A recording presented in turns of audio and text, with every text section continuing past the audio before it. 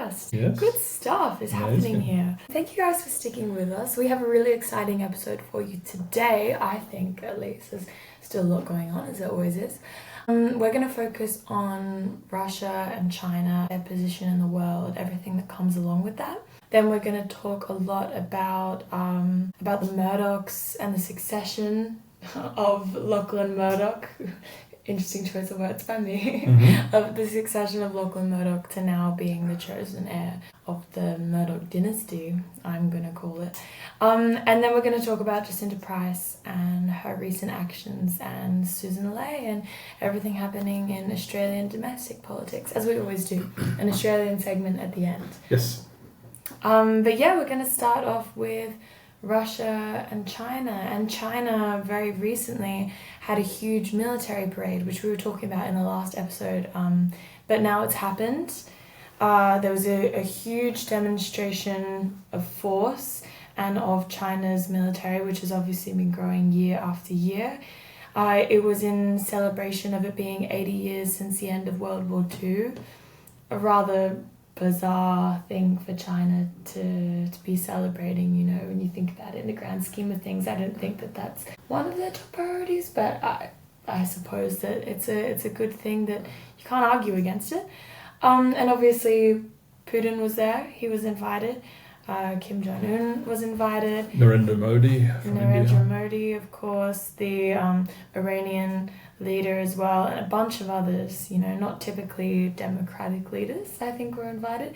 And interestingly enough, Dictator Dan Andrews from Victoria was also invited, so maybe his nickname Dictator is what got him an invite to the parade. I think that's what we're all thinking, right? Maybe that nomenclature was what they had on their invite list. Exactly. But Bob Carr was also there, but didn't attend the parade and was sort of very apologetic on 7:30 Report about he went there as a guest at the memorial and met all these diplomats, but he wasn't at the parade and la. So Dan Andrews has a lot of explaining to do, but I suppose he's out of politics and doesn't really care that much, but it wasn't a good look for him. Well, definitely. I mean, it's like regardless of whether you're in politics or not, you are representing your country. And I mean, it shows something about the disconnect and, I don't know, even amateur nature of Australian politics that we would allow someone like Bob Carr to present himself as an individual at such a when he was a former celebration. When he was a former foreign minister, it sends a statement about Australian commitment to Chinese relationship. So the whole gathering, this is China filling the void that's been caused by the US to become, a leader of the world and cementing these defense ties with Russia and North Korea, and increasingly trade ties with India, because of course huge tariffs have been put on India, quite rightly in a way, I think, because tariffs on their use of Russian oil. But the Indians have rebelled against that US action and now sidling up to China and others. And so again, I think Trump has misjudged the ego and the pride of countries, etc., how you can't just bully and force countries into submission, and has ignored traditional elements of diplomacy. Well, yeah, for sure. And I think it's interesting that you bring that up, because in Xi Jinping's speech, he said China will not be bullied. That was the main, the core of his speech. And so it's an obvious rebuke to everything that Trump's been doing. It's a statement saying the world is going on without you, whether you're participating in it or not. And it seems to me that China is now the greatest power in the world. I don't know about you. I think that Western media is very hesitant to say that because they're scared about what it could mean. But they seem the strongest from my point of view. If you hear any screaming in the background, that is our lovely family, because this is a family-run podcast. And, from time to time we have some interference. But, it's part of the show, so enjoy it. Laugh along. Yes, so China is doing economically very well and militarily building the greatest military on earth. Not quite up to US standards yet, but in another few years, the worrying thing is they will be up to that standard, and then watch out Taiwan, I think, because clearly China has a strategic plan to reunify. Definitely, and I think at this point the only thing that would make China pause is if India or if Russia threatened them in some way or set about defining new borders themselves. But if they're working together with India and Russia and they're respecting each other's sphere of influence, maybe they have free reign to go do whatever they want and they're not going to interfere in each other's invasions or I think the end game of actions. Ukraine will determine what happens in Taiwan, right? Whether Western Europe is able to rally their forces together with some assistance from the US and defeat Russia or get to a point where there's some sort of peace that could help the situation in Taiwan. But if Russia just has its way in Ukraine, I fear for Taiwan. It's interesting you mention that as well, because I've heard that the PLA, the People's Liberation Army, the Chinese army, of course, that they learn from wars that are happening around the world, right? They take that precious time that they are not participating in those wars and they monitor them. They see how the wars plays out. They see the different strategies that are being used and they see the types of weapons that are being used. And obviously there's been huge advances in drone warfare in recent years and they've been used a great deal in Ukraine, etc. So I think that China has taken that and developed, ridiculously powerful drones, and that's what has been seen in this military parade. A ton of drones, a ton of military. Every single section of their military. I think the women's units, like the squadrons, the rockets, everything. They're really saying to the world, do not mess with us, and it also is an act of deterrence, not just a call to respect, but it's deterrence. It's saying don't mess with us, we will mess with you back. And it's almost saying to Taiwan, get ready, because I don't know what they're in for here. It's a terrifying position to be in. Yeah. And on that point, we're still waiting on all the Australia-US relations in terms of AUKUS, etc. That's all gone sort of quiet at the moment. And that'll be interesting where that comes up, because that element of the US saying, well, Australia, you have to commit to provide the nuclear submarines should we provide them to you in case of China attacking Taiwan. And Australia's not ready to do that because, of course, that gives sovereignty of our defence forces over to the US, which would definitely be a radical and a bit crazy move, I think. No, it would be incredibly radical. That's completely denying our own sovereignty. That would be a terrible move. And I mean, it's interesting how you talk about America as well, and the fact that they are so preoccupied with their own domestic agenda at the moment, with immigration and everything else, and the fact that they're dealing with AUKUS, etc. But then they're missing what's right in front of them, this huge military parade saying to them that you are not the great power anymore. They're too focused on everything else that's going on when the bullseye is right in front of their eyes, but they can't seem to see it. So, yeah, on that note, let's move on to... There was one more thing we were going to mention, actually, about this group of people. I'm not sure what you would call them, this group who attended. Some would call them the unaligned group. The unaligned, I like this. But this group of people, Russia has recently been found out to be interfering in more flights. They interfered in one of Ursula von der Leyen's flights. The EU... the council, I think, president. And they neutralized the GPS systems on the flight, so the pilots had to find a safe place to land because they could no longer look at the GPS. And that level of interference into a really powerful and well-known European leader is quite shocking, I would say. I don't know about you. So they're not holding back anymore. No, they're not holding back, and Europe shouldn't hold back either. So I'm hopeful that something will happen on the European/US front in terms of really fully arming Ukraine and investing with troops on the ground. Definitely, and it's interesting as well, the correlations between Russia and China, because the Finnish foreign secretary was visiting Australia last week, I think, and he was saying, we're in a very similar position. Australia, it's all well and good that we're trading with China, but I think we need to become a bit more independent. That's what he was saying. Be incredibly aware of how powerful our neighbour is. It's easy to say. They're our biggest trading partner. We sell more to them than anyone else. That's a difficult task to do. Look, I'm not the Finnish foreign secretary of state. I'm just a girl. But yeah, then we're going to go into one of the most land things to happen in the media world recently. Oh, Do you want to start with this? The real-life succession, the Murdoch clan.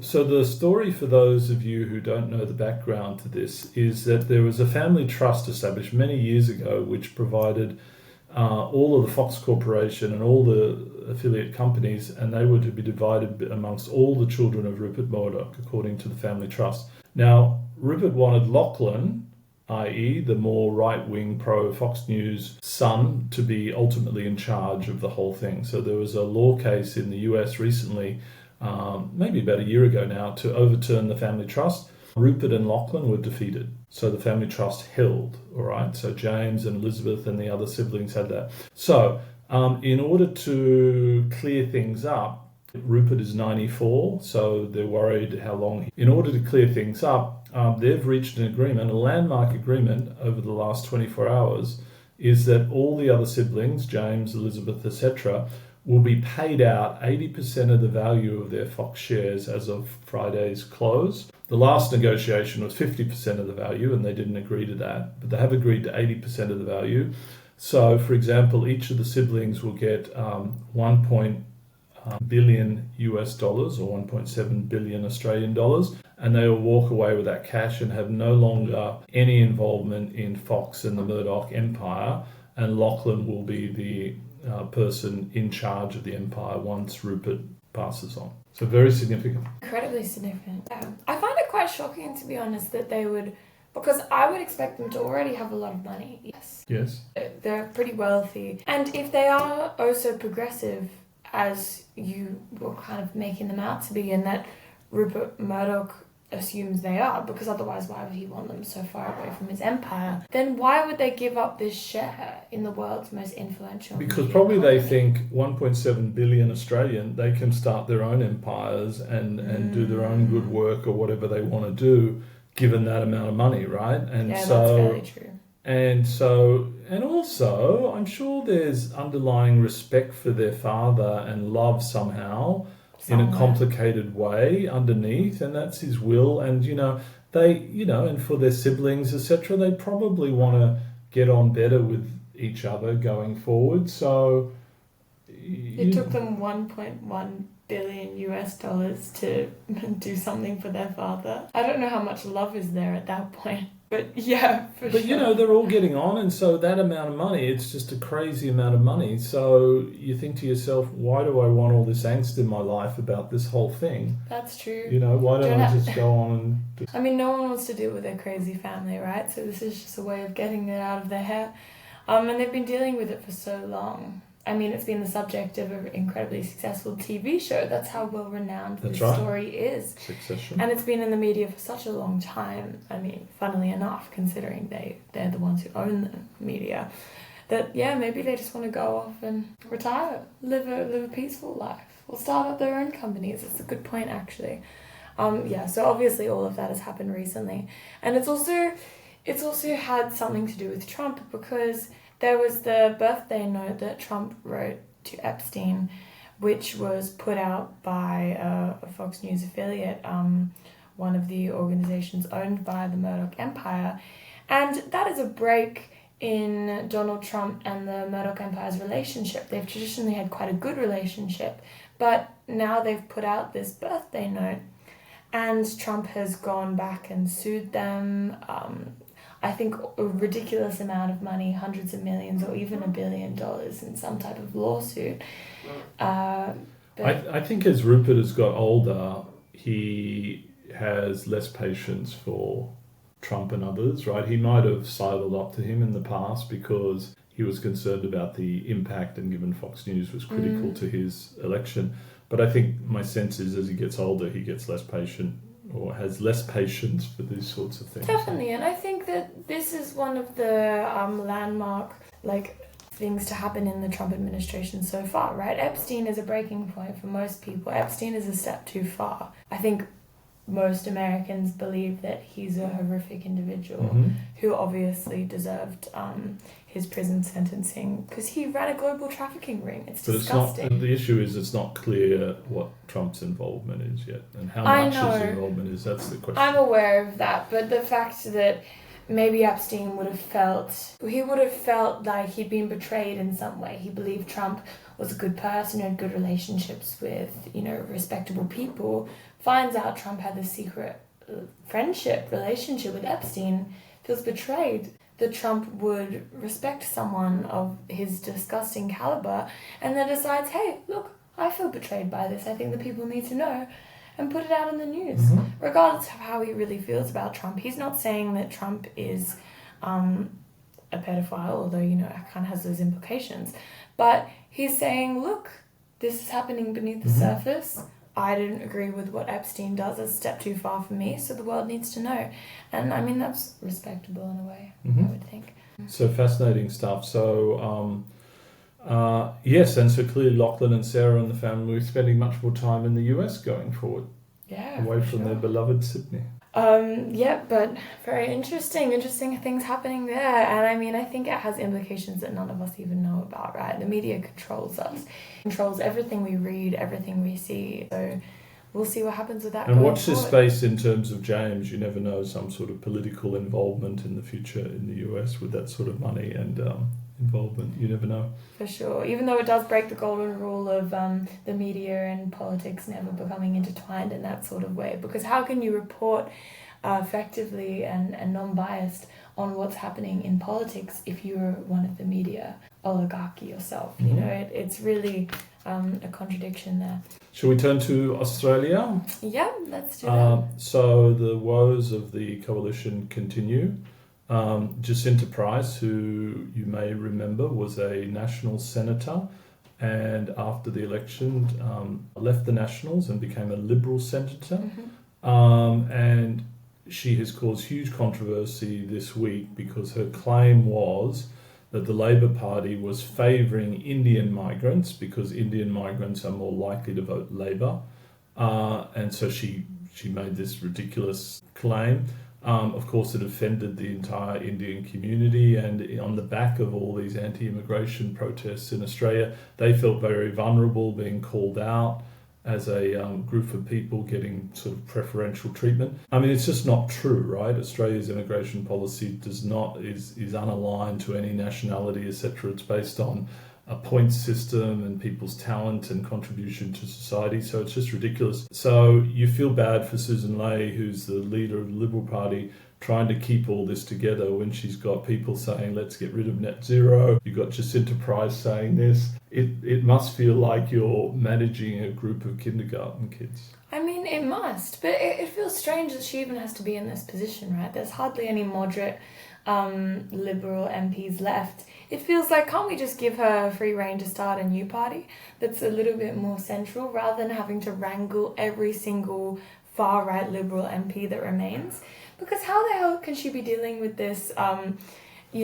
Jacinta Price is a far-right superstar, right? She was very key in the Voice referendum. She was the leading voice, right, for the No movement, for the No campaign. And how can you deal with someone like that who shouts out, make Australia great again in the midst of the election cycle? She can't have any control over her. It's almost at the point where Jacinta Price should be running as an independent. She's lost her identity as being part of the Nationals. She's now crossed over to being a Liberal MP. She's not respected as being a Liberal MP either. She's lost her place. So I wonder what will happen in the future with her and with the Liberal Party, and whether Susan Ley will be able to clean up her act. Yeah, it's fascinating. There's no easy answer here because you could say you should fire her, get someone else to run the seat, but they've got so few seats and so few Senate positions now. Any reduction in that is critical. But the fact is they're going nowhere. They're going backwards in terms of public opinion because they just seem like this ridiculous, irrelevant infighting. I think Susan Ley's doing a good job so far, right? I mean, in terms of her instinct and her presence, etc. But it's really probably the toughest job in politics in Australia. Yeah, definitely. And I mean, on top of all of that, right, we've heard that the Nationals, that a few of them have gone back on their recognition of net zero. So a lot of them said, hey, we do respect net zero by 2030. But now they've all turned back on it and said, no, actually, we disagree with what we said earlier. Let's keep let's keep mining coal, let's keep burning coal. So you're dealing with these two ends of the spectrum. You're dealing with an incredibly weak party in the first place. And look, the problem here is, even if you don't agree with the Liberal Party, it's a really key thing in politics. You need to have two quite powerful parties, because otherwise Labour can just get away with doing whatever it wants. And look, Labour can do good things, but they can also do pretty shitty things sometimes as well. I mean, I think we've been talking about that recently. It's taken them... Yeah, you go. I know the recent example was these home care packages for people still living at home, elderly people. For some reason, they were being delayed, right? 20,000 home care packages and such. They said, oh, we're coming out in November. There was no reason to be delaying this. There's quite a junior minister in the government managing this. And so it's just crazy. And so the crossbench, together with the Liberals, etc., and the Greens, in the Senate, overturned the government for the first time to say, get on with this and deliver these home care packages, which they did immediately. They did that. But again, it's just, I don't understand why they would have just... Yeah, for sure. I don't understand either. I mean, obviously politics is pretty complicated. And all of that's been happening, and then a few coal mines, I think, have been approved around Australia. Right. Look, it's like the Labor Party is not necessarily what it used to be. And I think in a period of time where the Liberal Party can't stand up against it, they could get away with doing whatever they want. And you never want that, regardless of how aligned is to your own beliefs. And the question for the Liberal Party is, they had agreed after the defeat of the last election to do a whole investigation into why they lost and build their new policy. Where is that at? I've heard nothing about that over recent months. It should be being delivered now. Yeah, for sure. But it seems like it's out the window kind of thing, because there's all this disagreement. Yeah, definitely. I mean, I think we could talk for hours about how they are a huge disappointment to us in every way, but we might end it here. So thanks so much, guys, for joining us this week. Obviously, we'll be back next week as well. And let us know if you have any thoughts about next week's episode. We've had a few suggestions, so we'll take some of those in mind. And wherever you're listening to us from, Spotify, Apple Podcasts, on YouTube, head on over, give us a like, subscribe. It really helps us. Thanks for listening. Thanks Bye. so much. Bye.